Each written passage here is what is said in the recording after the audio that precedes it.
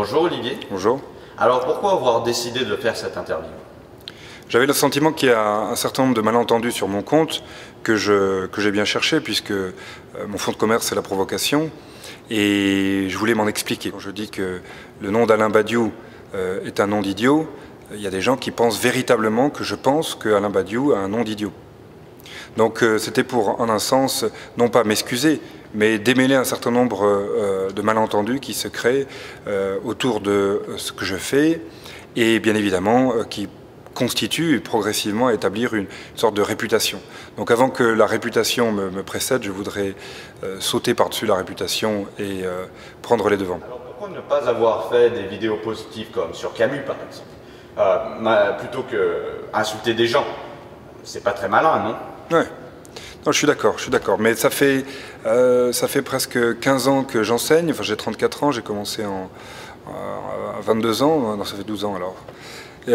Et j'ai remarqué une chose, c'est que on n'écoute jamais aussi bien quelqu'un que quand il dit du mal de quelqu'un d'autre. Et j'avais constaté qu'avec mes élèves dans mon activité professionnelle, lorsqu'on fait un cours où on explique la pensée de manière positive d'un philosophe, ça les intéresse beaucoup moins que quand on révèle un certain nombre de points problématiques, lorsqu'on démystifie, lorsqu'on fait tomber un certain nombre d'icônes, dans le but, bien évidemment, de parler et de réfléchir ensemble à de la philosophie. Donc, il s'agit essentiellement d'une démarche rhétorique. Il s'agit d'une technique oratoire. D'ailleurs, dans la rhétorique à Irénus, on retrouve ce genre de technique, donc ça remonte à très très longtemps, cette affaire.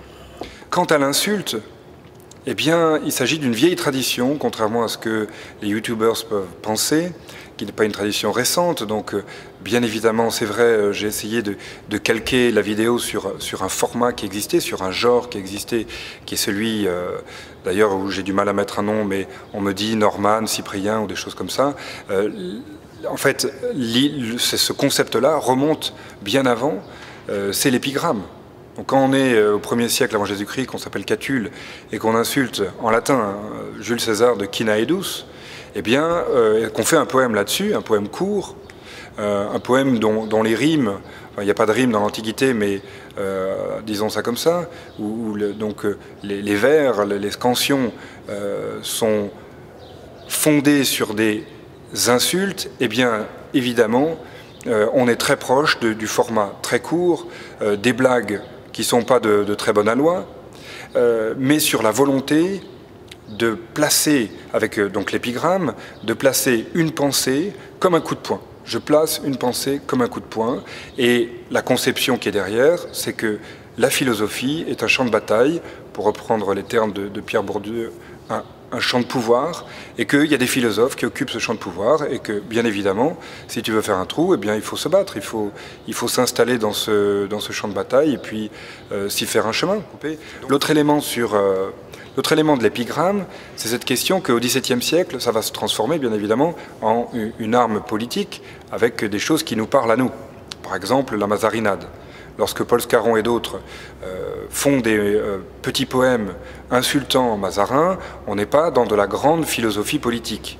On n'est pas dans de la théorie, on n'est pas dans une dimension théorétique, où on réfléchit ensemble à une question, dans une dimension positive. On est bien évidemment dans l'attaque pure et simple, comme je le disais tout à l'heure, dans le coup de poing. Mais par contre, ce qui est singulier, c'est que l'épigramme toujours l'épigramme s'adresse aux hommes politiques.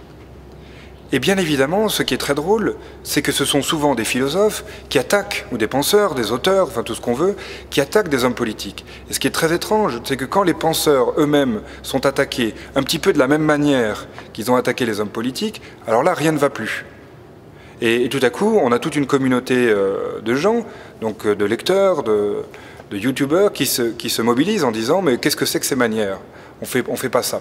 Mais par contre, quand Alain Badiou insulte Nicolas Sarkozy ou d'autres personnes, eh bien, tout le monde trouve ça très bien. Non, non, nous savons très bien que Sarkozy a gagné les voix du Front National Parce qu'il faut quand même rappeler qu'il n'a gagné que parce qu'il a gagné les voix du Front National. Il ne les a pas eues pour rien, les voix du Front National. Il les a eues en menant à l'égard et notamment des ouvriers de provenance étrangère de ce pays, une politique extraordinairement répressive et de plus en plus dangereuse. Parce que le système des lois d'exception, le système des camps de rétention, le système des persécutions, et plus encore le système envisagé des contrôles de l'ADN, et plus encore, malgré tout, la fixation de quotas d'expulsion, ça je suis très étonné qu'il n'y ait pas de réaction plus vive devant un gouvernement dans ce pays, devant un gouvernement qui déclare expressément que voilà, eh ben, nous avons une minorité de gens, il faut en expulser 25 000 dans l'année, n'est-ce pas? Et peut-être 50 000 l'année prochaine, ou 100 000 dans 3 ans. Hein. Ça, c'est tout de même des choses. Ça, c'est un trait qu'on peut appeler pétainiste sans la moindre hésitation. Hein. Ça, c'est tout de même des choses. Ça, c'est un trait qu'on peut appeler pétainiste sans la moindre hésitation. Qu'on peut appeler pétainiste sans la moindre hésitation. On pense, le philosophe fait enfin son travail, il attaque l'homme politique. Ça peut marcher dans l'autre sens, hein. Avec François Hollande, j'aurais la même chose à dire, c'est que quand on attaque François Hollande, tout le monde trouve ça très bien, mais je pense que ça peut fonctionner aussi dans l'autre sens. Donc quand on retourne l'arme des philosophes contre eux-mêmes, eh bien ils font la gueule, ça leur plaît moins, on ne fait pas ça à un philosophe. Je pense qu'on peut faire ça à un philosophe, et ça renvoie à un grand concept de la philosophie voyou, c'est que la philosophie est un sport de combat. Et le combat, on ne le choisit pas forcément. Are you ready? Yeah!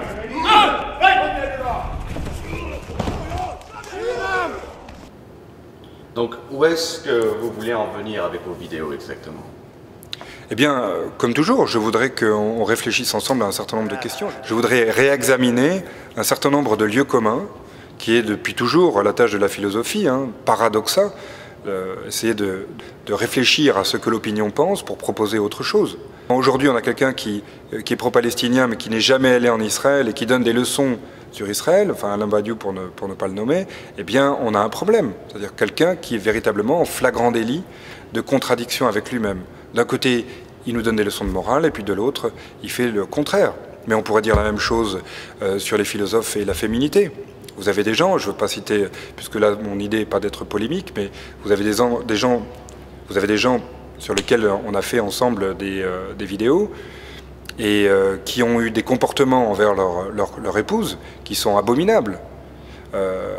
Et pourtant, quand on les écoute à la radio ou à la télé, ils nous donneront des leçons sur le féminisme. Donc je pense que la première des lois pour le philosophe est d'être en accord avec lui-même, de mettre sa pensée en accord avec ses actes.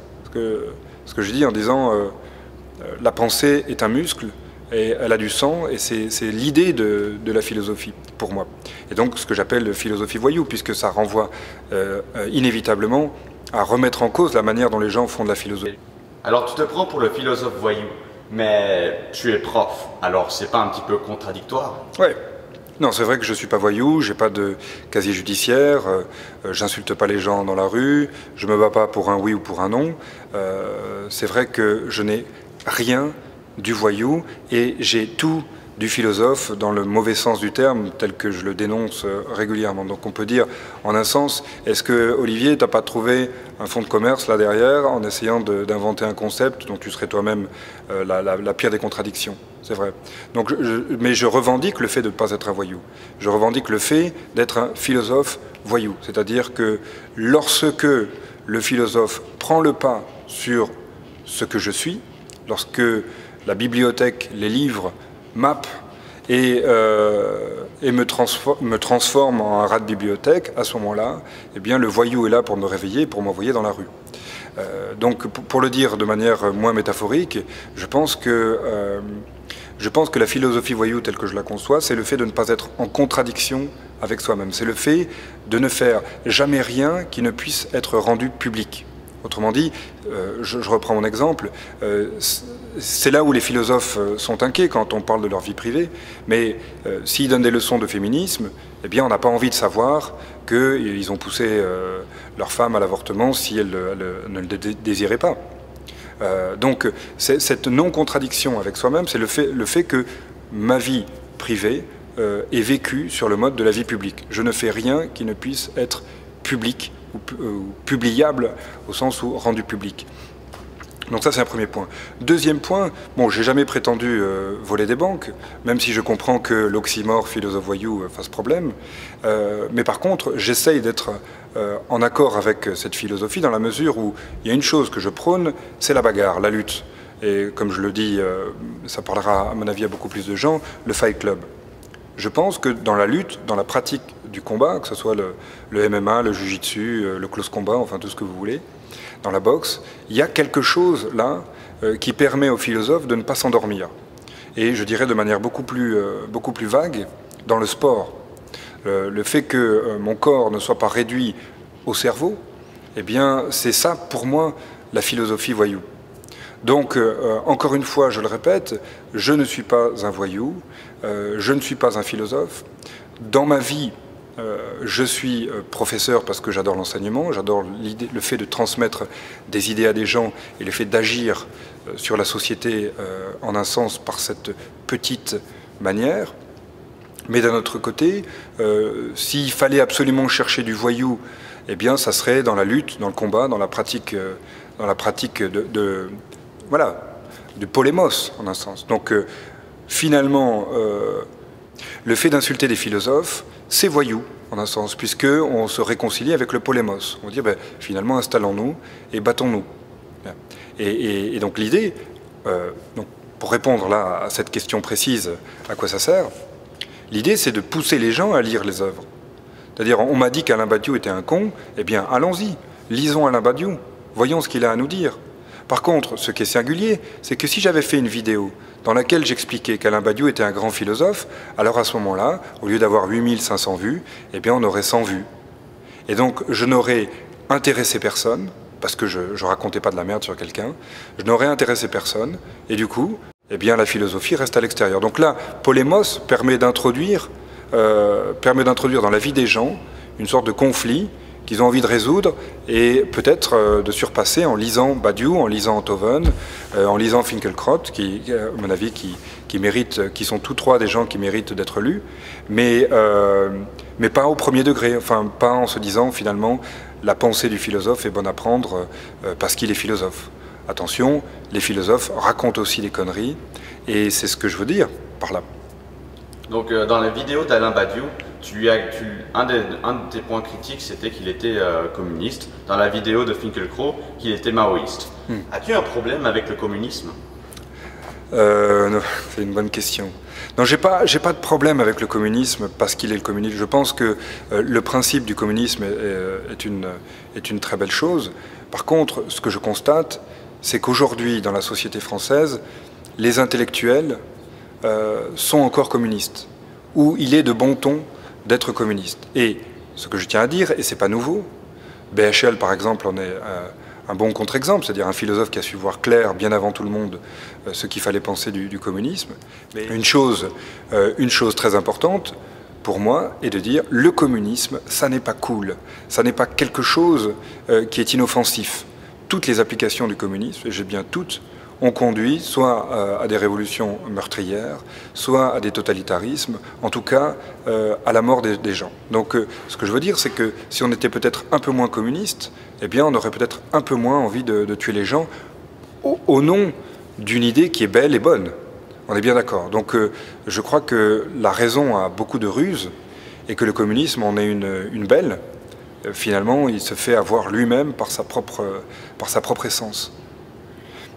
Pour le maoïsme, c'est pareil, ça n'est ni plus ni moins, enfin, ou le polpotisme pour Alain Badiou, plus ou moins qu'une résurgence, mais je voudrais simplement dire que ça n'est pas normal qu'on puisse faire l'apologie des crimes de guerre ou de crimes contre l'humanité et ensuite passer sur les plateaux télé en passant pour un saint ou un gentil grand-père. C'est Alain Badiou qui se décrit lui-même, les gens me voient comme un gentil grand-père. Oui, mais par contre, un grand-père qui continue à être dangereux. On ne peut pas faire l'apologie d'un régime qui a assassiné des millions de gens. Donc, tu mentionnes souvent dans tes vidéos que tu es catholique. Est-ce vraiment vrai? Alors, pas souvent. Je crois que c'est dans celle d'Enthoven. Oui, je suis catholique de tradition, je dirais comme René Descartes. C'est la religion de ma nourrice. Je ne suis pas un catholique intégriste, bien évidemment. Je pense que le spirituel est important pour les individus, et je pense que le rationalisme à tout crin qui a déferlé sur l'Europe, particulièrement sur la France, depuis la Révolution française, n'a pas fait beaucoup de bien aux gens. Donc, bien évidemment, je ne fais pas de prosélytisme. Lorsque je dis je suis catholique, sous-entendu, bon, je suis de tradition catholique, je raisonne en catholique, parce que je ne peux pas m'arracher à ma condition de petit Français qui est né en France, qui est allé à l'école en France, qui a étudié la littérature française, qui est pétrie de références à la Bible, etc. etc. Mais d'un autre côté, je veux aussi dire que, quelque part, les philosophes feraient bien de réfléchir un peu plus à la spiritualité, à la foi, que ce soit le judaïsme, que ce soit l'islam, ou que ce soit le catholicisme ou le christianisme, que de condamner en bloc les religions en disant forcément, si tu es croyant, tu es con. Voilà donc voilà l'idée derrière. On voit dans tes vidéos que tu lances un livre qui s'appelle Entretien avec Sartre. Aimez-vous Sartre ou avez-vous un problème avec lui? Oui, j'ai un tout petit problème avec Sartre, qui est, je dirais, à peu près le même problème que Michel Onfray a envers le Sartre dont on parle. Et je dirais que c'est un problème décalé. Alors vous me direz, mais enfin tu ne peux pas apprécier un auteur à cause d'un autre. C'est un problème décalé parce que mon problème c'est Camus derrière. Et je pense que Sartre a fait beaucoup de mal à Camus. Et je pense que la moindre des politesses pour les auteurs, enfin les professeurs qui aiment Camus, c'est de rétablir une sorte de justice entre les deux. Sartre, c'est un gamin qui est né dans le 16e arrondissement de Paris. C'est quelqu'un qui est né avec une cuillère en argent dans la bouche. Bon, c'est un bourgeois. Camus, c'est exactement le contraire. Et ce que je trouve très singulier, c'est que cet homme qui n'a pas de leçon de résistance à donner pendant la guerre, quand Camus, lui, est résistant, et celui qui va donner des leçons après la guerre, et celui qui va faire l'apologie du terrorisme au moment de la guerre d'Algérie. C'est lui qui va, le général de Gaulle aidant, se faire désigner du nom de Voltaire. Et je trouve ça particulièrement injuste parce que c'est du marketing. Sartre est un surdoué dans le marketing, et après tout, s'il ne l'avait pas été, on n'aurait peut-être jamais entendu parler de lui, ou plus de lui plus que de Camus. Et donc, finalement, il y a une justice, c'est que Sartre avait mandaté une sorte de hitman qui était Jean-Jacques Brochet, le directeur du magazine littéraire, et qui avait écrit pour lui Camus, philosophe pour classe terminale. Et ce qui est extrêmement comique, je le sais puisque j'ai enseigné la philosophie en classe terminale, je continue à l'enseigner, c'est que quand on regarde les programmes, Sartre est dans les programmes, mais Camus ne l'est pas. Et donc finalement on finit toujours par se faire avoir. Un autre point que je voudrais dire au sujet de Sartre, Sartre me semble être le symbole de cette contradiction des philosophes dont je parlais tout à l'heure. Donc ce monsieur est capable de nous parler de résistance quand il n'a jamais vraiment résisté. Il n'y a qu'à lire le livre de Gilbert Joseph, Une si douce occupation, où ce monsieur décortique très bien l'engagement de Sartre pendant la guerre, qui se résume à peu près à faire la fête dans les caves de Saint-Germain-des-Prés. Donc ça ne me pose aucun problème de faire la fête dans les caves de Saint-Germain-des-Prés. Mais par contre, ce que je ne veux pas, c'est qu'on ait ensuite des philosophes qui nous expliquent que tous ceux qui ont fait la fête pendant l'occupation sont des salauds. La conséquence malheureuse de ces contradictions, et on le voit bien avec Sartre, c'est qu'il nous donne des leçons de morale, et que cette leçon de morale est employée pour faire pression sur une partie de la société, sur le mec de base, comme toi et moi, qui, après tout, se sentent merdiques. Donc il y a des milliers de Français ou des millions de Français qui n'ont rien fait pendant la Seconde Guerre mondiale, et du coup, grâce à Sartre, eh bien, ils se sentent coupables. Donc ces gens, en fait, ne servent à rien. Tu vois ? Donc avez-vous quelques derniers mots avant qu'on finisse cet entretien? Non, j'ai qu'un mot. Je dirais, si vous voulez faire quelque chose d'utile dans la vie, il faut lire, bien évidemment, il faut réfléchir. Personne n'a à vous dire ce qu'il faut lire ou ce qu'il ne faut pas lire, même si le titre d'un livre vous dirait les philosophes à ne pas lire ou les philosophes qu'il faudrait lire. C'est à vous forger une propre opinion sur la culture, en sachant bien évidemment que rien n'est jamais innocent, que ce soit le choix des éditeurs, le choix des des chaînes YouTube, le choix des chaînes de télévision, tout ça est programmé. Il y a un agenda, il y a des choses qui sont là derrière pour nous faire manger un certain type de repas. Donc si vous voulez vous faire votre propre menu, il faut être inventif, créatif, il faut piocher partout. Donc ça c'est première leçon que je voudrais dire. Mais d'un autre côté, n'oubliez jamais que vous n'êtes pas des esprits et des corps qui soient séparés, mais vous êtes une seule entité. Et je vous invite à pratiquer les sports et les arts martiaux en particulier, que ce soit le karaté, le kung-fu, enfin, avec une prédilection bien évidemment pour le close combat, ou un mélange de boxe thaï et de judo. Mais en tout cas, cette idée que quelque part, la lutte, la dialectique philosophique, le sport de combat que constitue la philosophie, il en trouve une extraordinaire exemplification à travers la lutte elle-même. Mon dernier mot, ouais, il serait à l'intention d'Alain Badiou. Alain, les deux Alain Finkielkraut, Alain Badiou, Raph Enthoven et Bernard Henry. Si jamais vous avez envie de vous venger de ce que j'ai dit sur vous, on peut toujours faire un petit combat. D'accord? Bon, je ne parle pas de combat très méchant, mais on se met en kimono, on passe des gants, et puis on s'affronte pour le plaisir et pour le pire, pour le meilleur et pour le pire. Et ensuite, on va discuter, on discutera philosophie. Voilà. Merci. Merci pour l'interview. Merci. How much can you know about yourself? You've never been in a fight.